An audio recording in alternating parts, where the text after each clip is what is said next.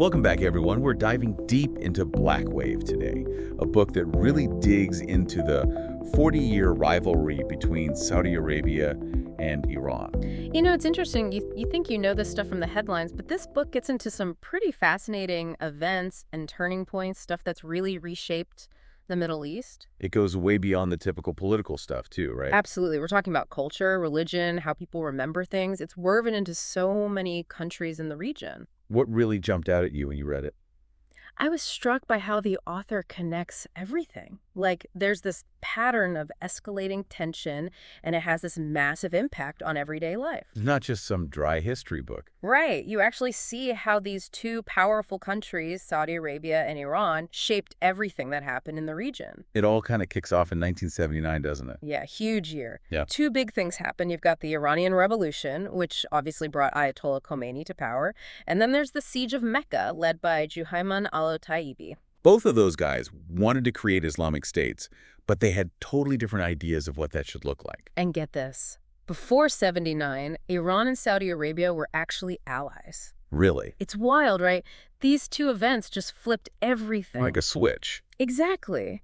And that sparked this rivalry that just reshaped everything in the Middle East. Politics, society, everything. One thing the book really drives home is how both revolutions ended up fueling so much intolerance. For sure. Like in Iran, it was a huge change. Right. Before the revolution, things were pretty secular. People had a lot more freedoms. But after, everything got clamped down. Yeah. The veil was mandatory. Music was banned. Everything changed practically overnight. Imagine that. Your whole life just suddenly restricted like that. It's almost like time went backward. And at the same time, you've got Wahhabism gaining power in Saudi Arabia. Right. Fueled by all that oil money. And organizations like WAMI helped spread that much stricter version of Islam all over the place. And that had a huge impact, not just in Saudi Arabia, but in Muslim communities globally. So both countries are going through these massive changes. And they're basically defining themselves against each other, right? It just fueled this whole rivalry. And the effects went way beyond just those two countries, right? Oh, yeah. The book takes you through other countries, Egypt, Pakistan, Lebanon. It's like a ripple effect across the whole region. Like in Egypt, you've got the Gamma Islamiyah. They popped up on college campuses. And at first, they were really inspired by Iran's revolution. They thought they could do the same thing in Egypt. But it didn't quite work out that way, did it? No, it shows that just copying someone else's revolution doesn't really work. Every country has its own situation, its own history, its own politics. So it was more than just two countries fighting. It was this battle for influence all across the region. Yeah, they were both trying to shape the future of Islam and what role it would play in society. Really high stakes. The book then takes you to Pakistan, where Zia-ul-Haq was trying to impose Nizami Islam, a really strict version of Islamic law. Big changes for people in Pakistan. Definitely. It really impacted daily life. People were protesting. It was this whole internal struggle within Pakistan about Islam's role in their lives. It's fascinating how they explore that. One of the most interesting parts for me was the story of the poet Faiz Ahmed Faiz. Oh, yeah, he was exiled to Beirut during all this. Right, and Beirut, even with all the chaos in the region, it became like a safe haven. A place for intellectuals and dissidents to go when they had to leave their own countries. Like a microcosm of the region's struggles. Yeah. A melting pot of all these different voices. And speaking of Beirut, we can't forget about Hezbollah rising up in Lebanon. Starting as a small group trained by the Iranians in the Bekaa Valley. But they ended up changing the whole political landscape of Lebanon, becoming a major force to be reckoned with. Hezbollah is such a good example of how this rivalry played out on the ground, with both sides backing different groups. It really fueled conflict and instability in Lebanon, a classic example of how rivalry can have these unintended consequences. As we get into the 1980s, the book shows how sectarian conflict really started ramping up. The Salman Rushdie affair is a perfect example. The impact of that was felt everywhere. Oh, absolutely. Then you have the assassination of the Egyptian intellectual, Farag Foda. He was killed for criticizing Islamism, which is just chilling. Such a stark reminder of what was happening to freedom of speech and intellectual debate at the time. It was getting dangerous to speak your mind, especially if you were critical of what was going on. And that had a huge impact. It really limited open dialogue and critical thinking. Meanwhile, back in Saudi Arabia, the book talks about these religious salons funded by the government. They were pushing for a stricter interpretation of Islam, especially encouraging women to veil. It was like they were trying to solidify their own vision of Islam within Saudi Arabia. At the same time, they were promoting Wahhabism elsewhere. It's this complex mix of internal control and trying to exert influence outside their borders. A delicate balancing act, trying to hold on to power while also shaping religious views in other countries, which, as we saw, had all sorts of consequences, some they intended and some, well, not so much. Right, like the rise of conservatism within the kingdom and the spread of a very specific type of Islam across the world. It's all connected. And it's interesting how they use these salons. It was almost like a way for the Saudi government to control what people were thinking about religion. Both inside and outside Saudi Arabia. Right. But then things really shifted in 95 with the bombing in A Riyadh. real turning point. It pretty much shut down the whole political Sawa movement. For people who don't know, that was a time when there was some actual openness to reform in Saudi Arabia. More political activism, people pushing for more freedoms. But after the bombing, Things clamped down, way more security, much tighter control. it's like a direct result of all those rising tensions, the more extreme ideologies gaining ground. It shows how dangerous rivalry can be, how it can create the conditions for violence and extremism. And then, of course, you can't talk about this rivalry without talking about the U.S. invasion of Iraq. Oh yeah, that threw everything into chaos. The book does a great job of explaining how that war destabilized the whole region, which helped groups like ISIS to emerge. Absolutely. There's this really sad story about Jawad al-Khoei, an Iraqi Shia cleric who went back to Najaf after Saddam was ousted. He wanted to help rebuild the country. But he ended up getting killed. It just shows how chaotic and violent things were in Iraq after the invasion. It's a perfect example of how outside interference can make things so much worse, how it just inflamed the existing sectarian tensions. It created this power vacuum, and all these different groups were trying to take advantage of it, often with backing from either Saudi Arabia or Iran. More instability, more bloodshed. It's tragic. And then the bombing of the Al-Askari Mosque in Samarra just poured gasoline on the fire. Such a horrific attack, it drove an even deeper wedge between Sunnis and Shias. Black Wave also talks about the role of those Saudi-trained preachers, spreading Wahhabi ideology. Which in some cases actually contributed to the rise of groups like ISIS.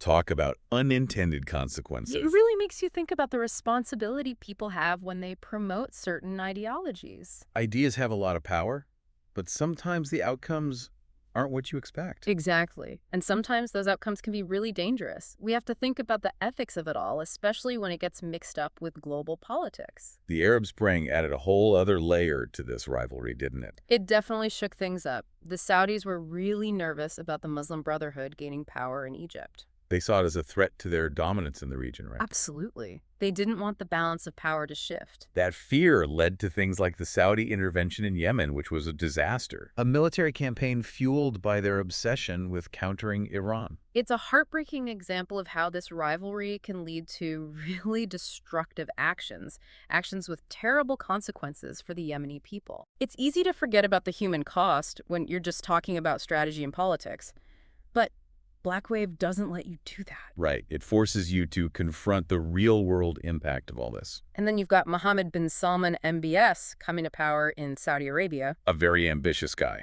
to say the least. And not always cautious. You know, his approach to regional politics was definitely bold. And then there's the story of Jamal Khashoggi, the journalist. Oh, yeah. That was chilling. He started out supporting MBS's reforms, but then he became more and more critical. And he ended up getting murdered.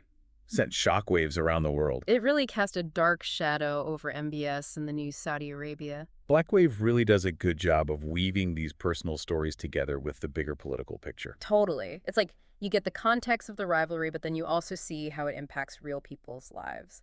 One story that stuck with me was Sofana Dolan's experience growing up in Saudi Arabia during this time of increasing religious conservatism. Oh, I remember that. She talked about the music ban and how they were told that listening to music would lead to molten iron being poured into their ears on Judgment Day. Wow. It's a terrifying image, and it shows how powerful those religious teachings were. They were used to control people's behavior, to instill fear.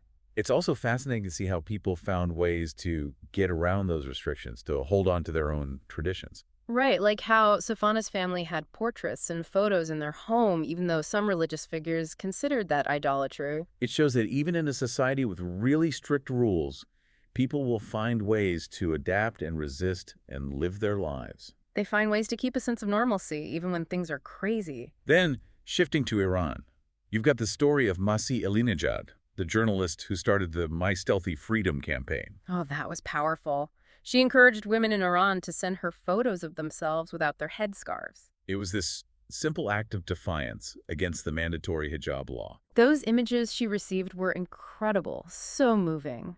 Women with their hair flowing freely, even if you couldn't see their faces. It said so much about their desire for freedom. It really highlighted the struggle for women's rights in Iran, even though they had made progress in other areas. Education, literacy, all that.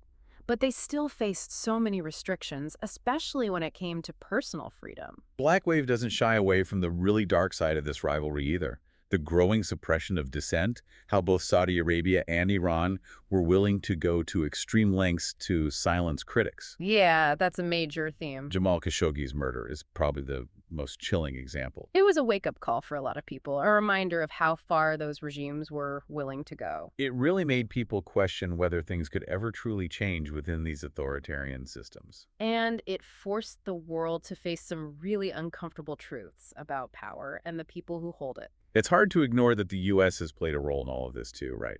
Stuck between its own interests and its commitment to human rights. It's complicated, to say the least. The U.S. has ended up supporting some pretty repressive regimes, often because it saw them as strategically important. And that's created a lot of tension and controversy. It raises all sorts of questions about foreign policy, about the choices countries have to make when they're dealing with all these conflicting interests. The relationship with Saudi Arabia is a perfect example. Even with all the concerns about human rights and Wahhabism, the U.S. has maintained a close relationship with the Saudis.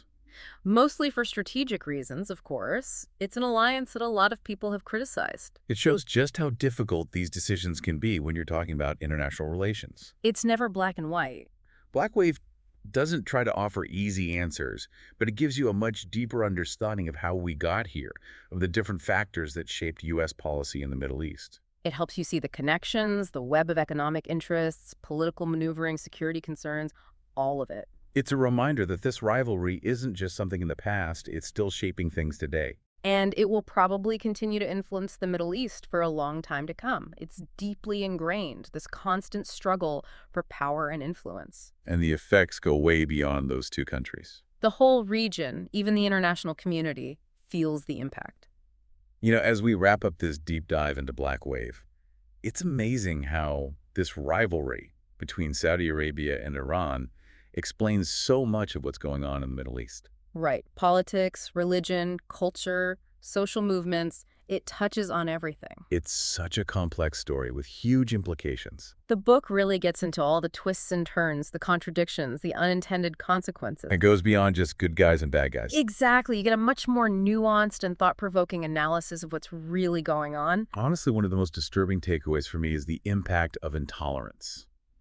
The book doesn't hold back on that, does it? It's pretty vivid. Yeah. Both Saudi Arabia and Iran, in trying to push their own versions of Islam, ended up fueling so much sectarianism. They suppressed anyone who disagreed with them. And that created this climate of fear that shut down intellectual debate and artistic expression. So many writers, artists, intellectuals were targeted, silenced, forced into exile. It's scary how easily freedom of expression can be taken away. And the price people pay for speaking out is high. Like the story of Nasr Abu Zaid, the Egyptian scholar. Oh yeah, he was declared an apostate and had to flee Egypt with his wife just because of his writing. Imagine that, a country that was once a center of intellectual thought, and you're forced out for your ideas. It just shows you how dangerous it is to challenge religious dogma. And that climate of fear spread, didn't it? Oh, absolutely. It wasn't just confined to one country. This rivalry created this atmosphere of paranoia and suspicion across the whole region. It led to proxy wars, assassinations, a constant feeling of instability. And once that cycle starts, it's hard to break. The Saudi intervention in Yemen is a perfect example of how devastating this rivalry can be. It's a conflict driven by sectarianism and power struggle. And regular people are the ones who suffer the most. The human cost is just staggering. And the rise of groups like ISIS, while obviously complicated, is at least partly a result of these tensions and the spread of these extremist ideologies. It's a dark reminder of what happens when rivalry spirals out of control. It can create fertile ground for violence and terrorism. Yeah. But even with all that, Black Wave doesn't leave you completely without hope. Right. It shows how resilient people can be. It highlights those who push back against intolerance, those who fight for their rights and work for a more tolerant and inclusive society. Like those women in Iran who risked so much to participate in the My Stealthy Freedom campaign. It was such a powerful statement. It showed how much they wanted freedom, how much they wanted to express themselves. Even in the face of oppression, the human spirit can shine through. And even in Saudi Arabia, we see some changes happening, like Yeah. finally allowing women to drive. It was way overdue, but it's still a big deal. It shows that even these really rigid systems can change, even if it's slow. So where do we go from here? Well, Black Wave doesn't give you a crystal ball. Right. But it gives you the tools to understand the situation, to understand the forces at work, to understand the challenges ahead. It's clear this rivalry between Saudi Arabia and Iran is going to keep shaping things for a while. It's deeply embedded in the fabric of the region. But the future isn't set in stone. The choices leaders make, the actions people take, the way ideas evolve, it all matters. The book is almost like a call to action. It encourages us to engage, to learn, to work for a future where this kind of rivalry doesn't just automatically lead to suffering and conflict.